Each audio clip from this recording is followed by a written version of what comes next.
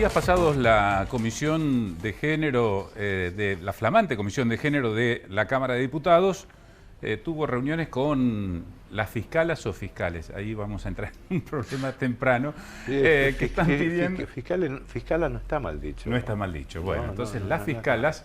Concejadas.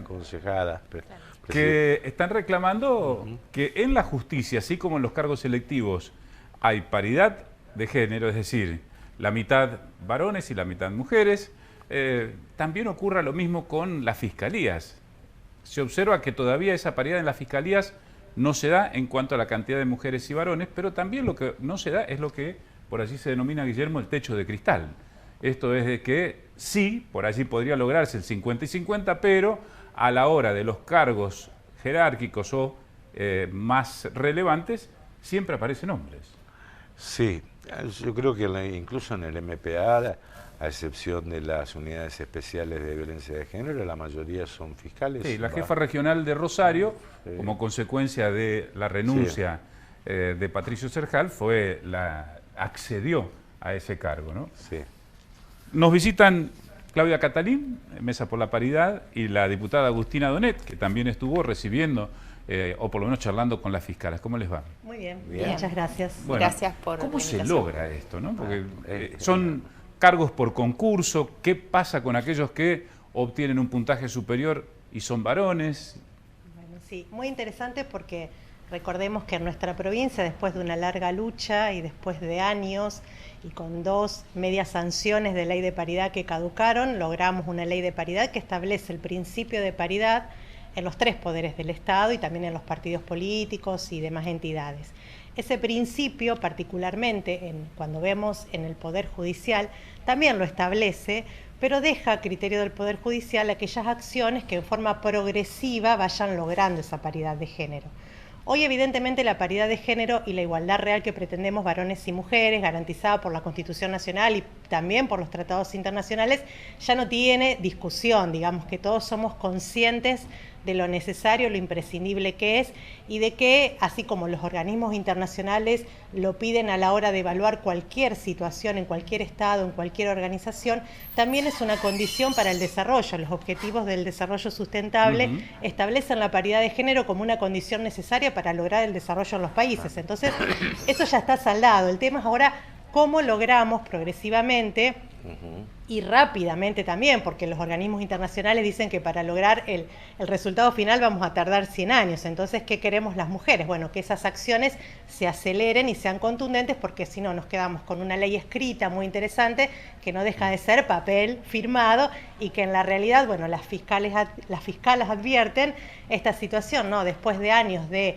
vida del MPA, que es una parte del Poder Judicial, se encuentran con que no hay mujeres en la cúpula, en la parte donde se toman decisiones. ¿Qué es lo que pasa?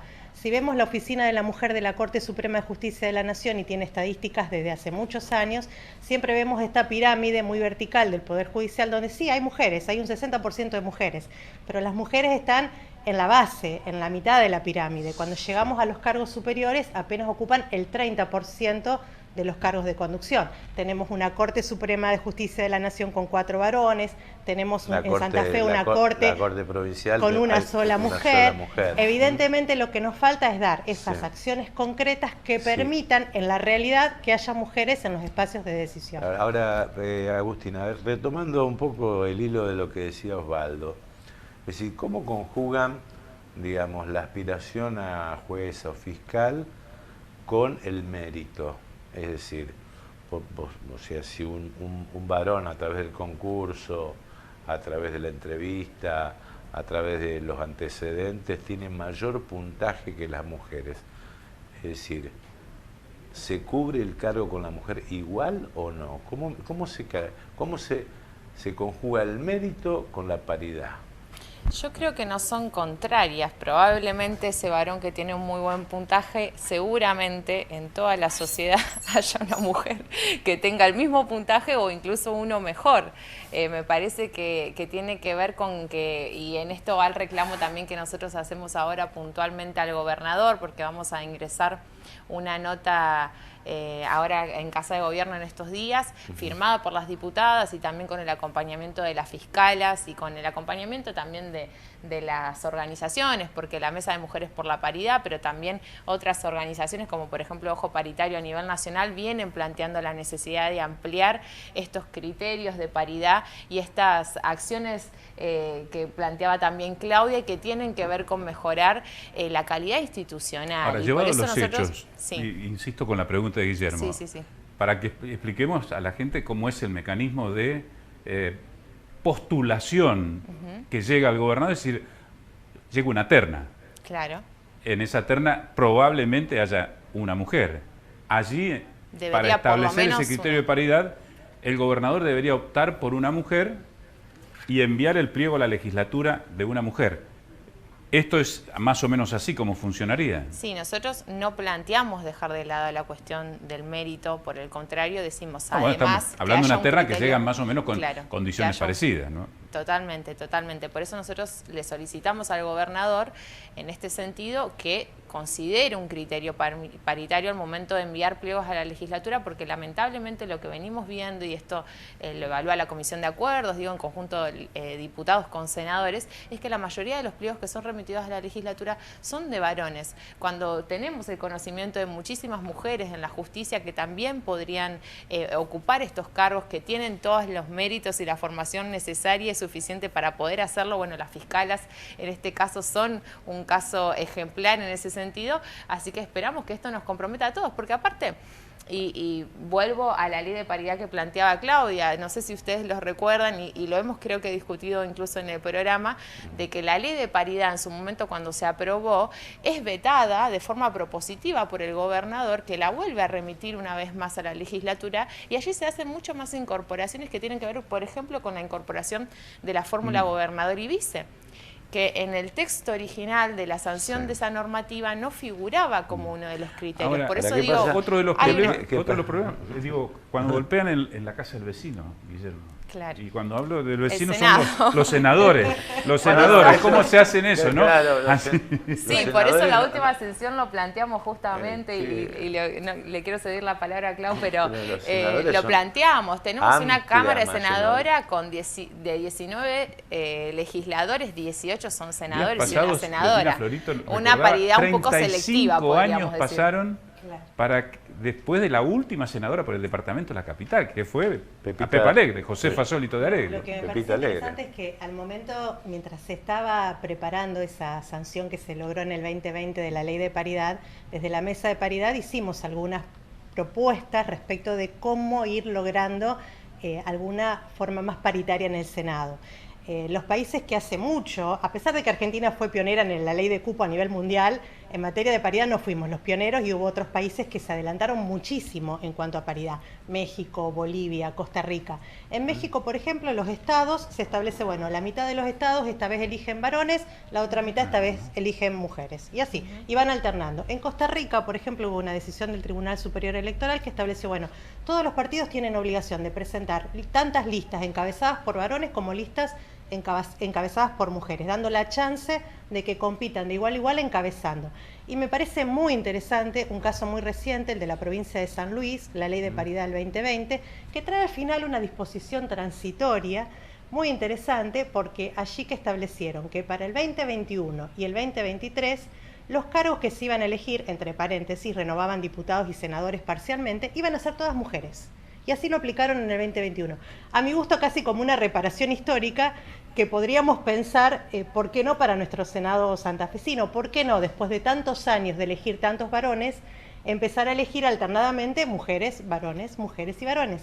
Esa es una forma. Obviamente es muy difícil, las medias sanciones de paridad que caducaron. En el caso nuestro estamos hablando de una renovación total. No hay por mitades, ¿no? Claro, pero podrían definirse 19, de los 19 departamentos, elegir 10 o 9 de un género y los otros de otro. Hay formas, hay que tener la voluntad política de llevarlo adelante. Lo que pasa es que muchas veces se justifica, sí, nosotros tenemos paridad pero está segunda la senadora. Claro, sí es fácil. La candidata, ¿o no? Las suplentes, todas suplentes mujeres. Todo suplente o segunda. Hay que recordar el proceso histórico, ¿no?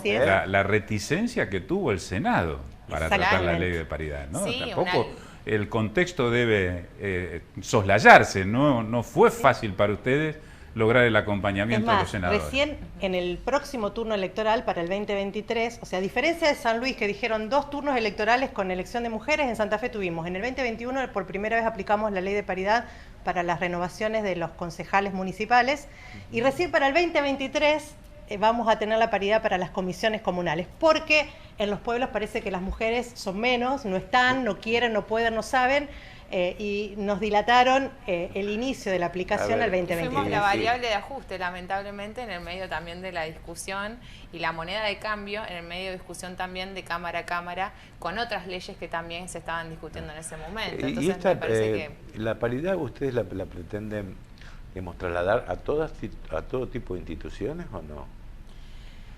Yo creo que la Sí, paridad es necesaria sí, Claudia. en los ámbitos de la sociedad. Nosotros, Sí, es un tema difícil. No, me encanta la pregunta, Guillermo, y voy a esto. Cuando nosotros empezamos a luchar por la ley de paridad, se planteaba que la paridad era una cosa que solamente le interesaba a las mujeres de la política, porque queríamos tener cargos, porque queríamos tener básicamente una cuota de poder, lo cual es absolutamente válido, digo, porque todos y todas los ciudadanos y ciudadanas deberíamos tener la misma posibilidad de poder ser electos, como también de votar a nuestros representantes. En ese sentido, y por eso nosotras también nos hacemos eco de este reclamo de las fiscalas del MPA. Nosotras planteamos de un principio, nosotras necesitamos paridad en todos los ámbitos de la sociedad, necesitamos paridad en los clubes, necesitamos paridad en las asociaciones civiles como plantea la ley de paridad, necesitamos paridad en los centros de estudiantes, digo, en las comisiones vecinales, en todos lados. ¿Por qué? Porque las mujeres históricamente estuvimos relegadas del espacio público y de la participación política en esos términos. Se nos hace muchísimo más difícil, por el techo de cristal del que ustedes hablaban, acceder a ocupar, y como decía Claudia también, y graficando muy bien y numéricamente en la justicia, acceder a la punta del iceberg, ¿no? A la punta de la pirámide y por tanto a la toma de decisiones. Sí, por ejemplo, en los últimos años, tanto en medicina como en abogacía, la mayoría de inscritas fueron mujeres, por ejemplo. Sí, y en los partidos políticos hay más afiliadas mujeres que varones. Si vemos las estadísticas también. Ahora, ¿qué pasa en determinadas actividades? Claro, por ejemplo, acá están hablando de clubes, de asociaciones vecinales. Uno que conoce los clubes, sobre todo los clubes de barrio. No estamos hablando ni de Boca, ni de Colón, ni de Unión, ni de River. Estamos hablando de clubes de barrio donde es difícil encontrar el número. Yo te aseguro que si la buscás hay hinchas en todos lados. Encontrar el número. Toda la tribuna. Para terminar de completar la lista, y Sí, que sí, si encima te dicen, si no tiene la mitad mujeres, la Inspección General de Personas Jurídicas le invalida, no corre el riesgo allí de que puedan caer algún tipo de este tipo de instituciones. Yo creo que tiene que ser un proceso social que se va acompañando, porque las mujeres estamos en la mitad de todas las cosas, obviamente. Lo que pasa es que, como decía bien Agustina, estuvimos siempre relegadas al ámbito privado, tenemos todos esos estereotipos, esas cargas y esos sesgos de género que aún impactan sobre la vida de las mujeres, que hacen que hasta tengan más dificultades, por ejemplo, respondiendo a otra pregunta anterior, para anotarse en los concursos de selección de jueces y fiscales. Las mujeres son menos ya en el arranque incluso del proceso de selección. Entonces, lo que se pretende es que esta sociedad empiece a ser más igual, que tenga acceso igualitario, que las decisiones también se tomen de manera igualitaria, porque estamos esperando el censo, vamos a ver si no somos algún porcentaje más, pero si estamos en todos lados, ¿por qué no podemos estar decidiendo en todos lados, no? Vamos a tener que Y dividirnos. también, Acá falta una mujer. No, yo insisto en esto, lo dije en la sesión Falta. el otro día. La paridad y la igualdad de género es definitivamente una cosa de varones también, porque nosotras conquistamos derechos también con el acompañamiento también de muchos varones, en su momento con la ley de cupo, con la ley de paridad, y porque también queremos derechos para los varones en lo que hace, por ejemplo, a las tareas de cuidado, en esto de que vos sos padre. No puede ser que tengas nada más 48 horas para pasar con tu hijo y tenés que volver al laburo. Necesitamos licencias por paternidad. Digo, es un conjunto de acciones positivas las que necesitamos para avanzar en la igualdad en la sociedad. La paridad es una de ellas, pero también obviamente pensamos en otras acciones que son positivas para eso. Bueno, gracias por la visita. A ustedes, Muchas al gracias. contrario. Gracias.